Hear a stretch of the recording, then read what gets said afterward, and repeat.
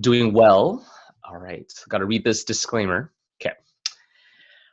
All right, so thank you everyone for attending the GirlScript conference today and for spending your evening with me today as well, and to listening on my talk on remote work during the pandemic. So I know it's the nighttime for some of you, or for those of you watching the recording, it's a different time. So I'll try my best to be give more energy today, in case it's the morning for you or about to head out your day. But my name is Shawn Sieu, and I'm the Global Learning and Development Lead here at Google. And what I do essentially is I make sure that a lot of employees around the world, they have access to programs to learn and grow in their careers. So what I'll be talking to you all about today is the topic of remote work during the pandemic. So this program is going to be pretty short and sweet. So it's only going to be about 10 or 15 minutes. And then, but I hope to be able to share and showcase some of the lessons that I've learned with my team and the lessons that I've learned as well throughout this year in the pandemic and working in this piece. So I have my day job. I have the pleasure and honor of leading a training team and a number of leadership and skill development programs that helps others unlock their full potential so that they can learn and grow in their careers. My background is in sales, which I initially started in my role. I have a lot of experience in that. And then before I had the opportunity to transition full-time into following my passion for training and following my passion for developing and leading others as part of my core role. So as I mentioned, the theme of today's 15-minute talk is innovation during the COVID-19 pandemic. And we'll go ahead and I'll talk a little briefly about my personal story as well, with a couple of anecdotes and examples from what my team went through in the pandemic, like I mentioned earlier. And then I'll conclude with about 3 lessons that I learned along the way that I hope could serve as inspiration for all of you to bring back to your work after this conference and as you are going on into your daily activities. So when the COVID pandemic hit for me, it was actually very sudden. So previously, my role as a training manager involved traveling around Google's offices to work with many leaders, sales employees, and team members to essentially deliver exceptional in-person training experiences to a global workforce. Our mission was to train up the next generation of leaders in sales, and we did so through personal interactive training experiences. The amount of collaboration that was possible in an in-person training, such as in sales, was immense when you were able to really be there with them and really see them and also be able to collaborate and brainstorm. It was an experience that you can't replicate over online. It was easier to create a space where people could foster connections, learn more important concepts, and reflect on ways that they could deeply apply in their roles, and also for us to really be there and see and help them make those connections if they weren't able to. I felt really fulfilled and I had purpose and I enjoyed the role a lot. But when the offices closed in March 2020, many members of my team had just gone back from training trips. I remember that moment very well, with me getting ready to go on a trip of my own. I had my bags packed, I was gonna go to the airport, and I was gonna go fly on an itinerary to deliver the trainings.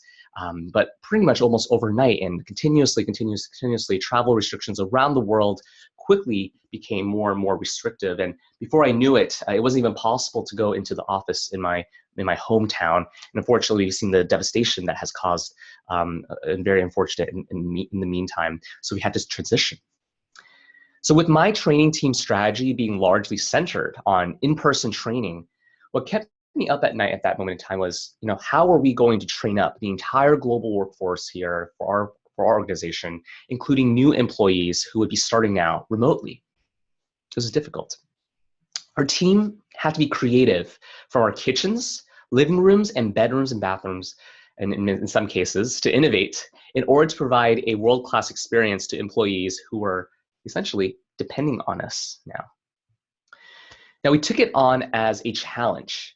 And in doing so, we created a game plan from our now home offices in various places around the house, right?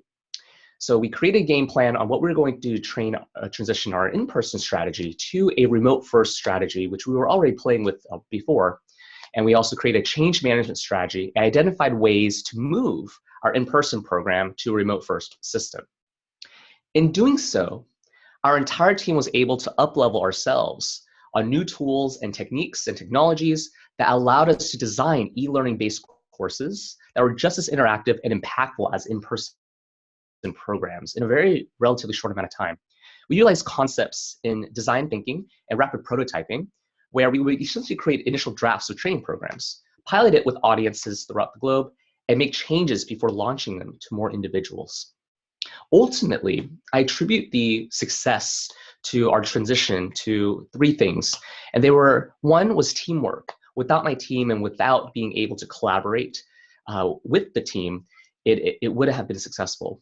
The second was global collaboration, being able to test and pilot and also to see the results of an initial training program before launching it and being rash and rushing to a decision was very, very ultimately what was one of the reasons for success.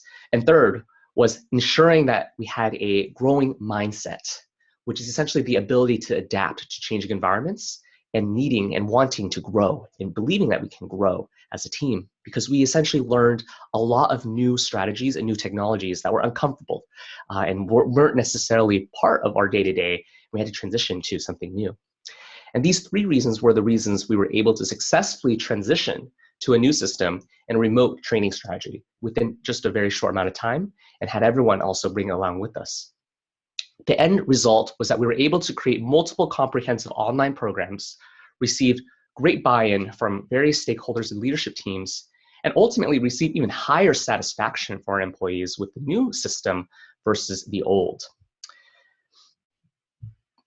You know, I wanted to share this story with all of you today with the goal of highlighting that even with COVID, it doesn't necessarily mean that opportunities are very limited.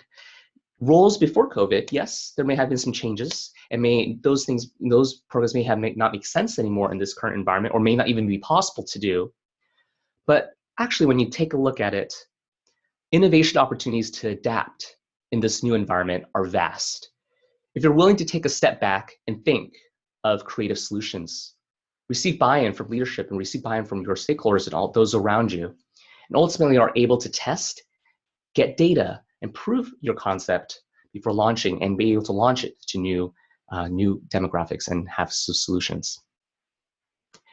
When navigating ambiguity and uncertainty in the remote work environment, there's a framework that I personally follow to ensure innovation. And I wanted to spend the second half of my talk with you all to discuss those three things. The first is purpose. It's identifying the why. So when I was thinking of innovation, and when I'm thinking about COVID and pandemic, it's so important. And when I think back to all the times that my team or myself, why we were able to really change and transition, it really stems from the purpose. Why are we doing this? And more specifically, what is important to you? You know, what are your values? What are the things that you can bring to the table, and what makes you very special, right? And really making sure that you can communicate that and writing it down.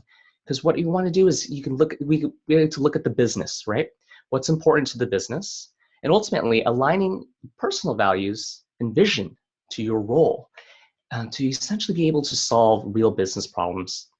For me, that was realizing that my values lay in helping others to learn, grow, and ultimately enable individuals around me to have access to the tools and opportunities so that they too could further refine their strengths, develop new skills, and achieve their aspirations and accomplishments. Ultimately, what fueled my innovation was being really clear on my purpose of being here to help others, which allowed me to really think of creative solutions to solve our business challenges around training and kept me going during when times were tough. So being clear on my purpose allowed me to get the support from other leaders and get the intrinsic motivation and drive to inspire my team to not lose their visions and to motivate them to accomplish our shared goals. As you are all identifying ways to stand out and work in this new environment, think about your purpose, think about your passions, and think about your values and connect that to your work. You know, what excites you? What do you stand for? And what business challenge can you solve that interests you? For me, having the self-awareness to acknowledge what my passions were was critical to finding ways to innovating and succeeding in this environment. The second lesson that I realized for myself was the importance of communicating with and also leading with empathy. And this led to prioritizing well-being of myself, of my team, and of my colleagues and those around me. With remote work, I suddenly had to find alternative ways to interact with my team, as in-person brainstorming was no longer possible. It was critical for myself to be aware of the challenges and to practice self-compassion with myself and with others, taking the time needed to focus on my well-being if needed. I identified practices to take extra breaks to prevent screen fatigue, ensure that I prioritize 30 minutes a day to be active, eating full meals, and prioritizing sleeping for 8 hours. These things sound very basic, but it can be very difficult because they are so basic. It's very hard for us to think about how we are able to make sure that this is a part of our day-to-day and others as well, because they're so basic. Now, in being able to practice empathy with myself, I realized the importance of checking in with others and offering peer support to help and to remind them also to prioritize their well-being.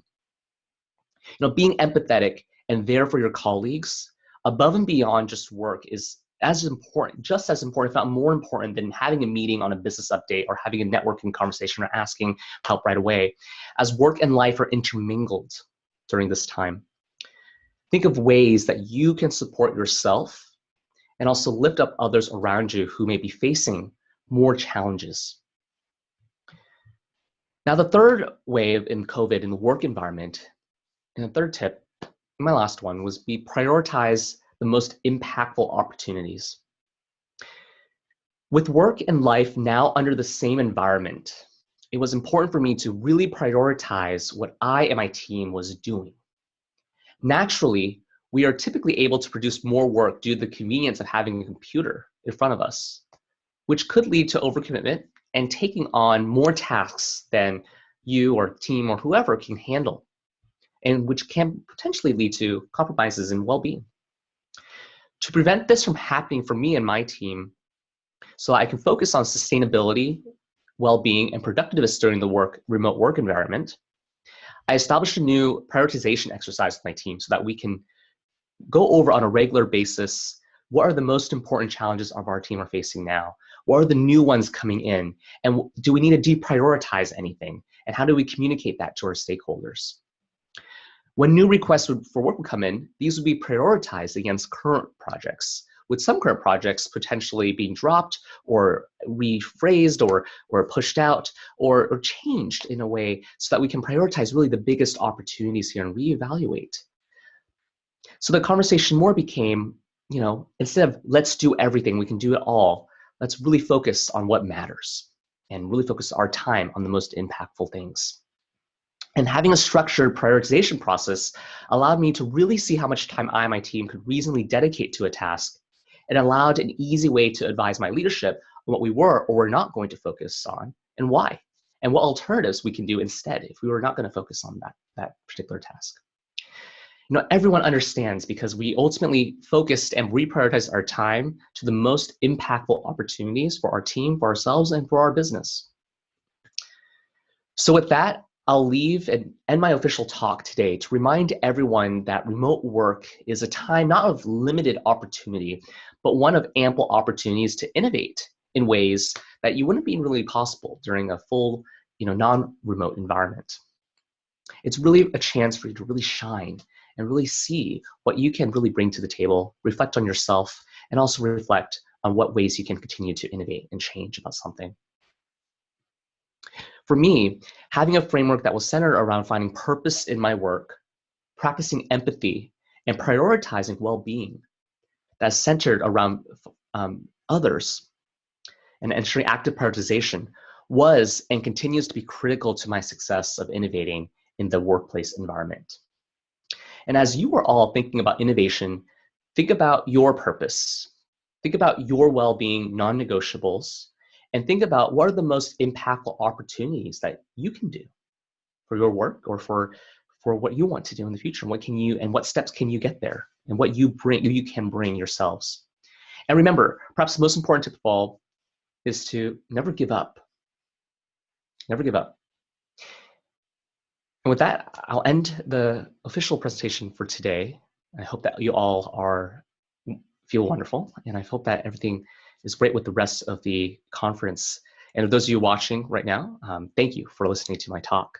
And for those of you on the recording, I'll we'll end that official part here, and I'm happy to take any questions if I can.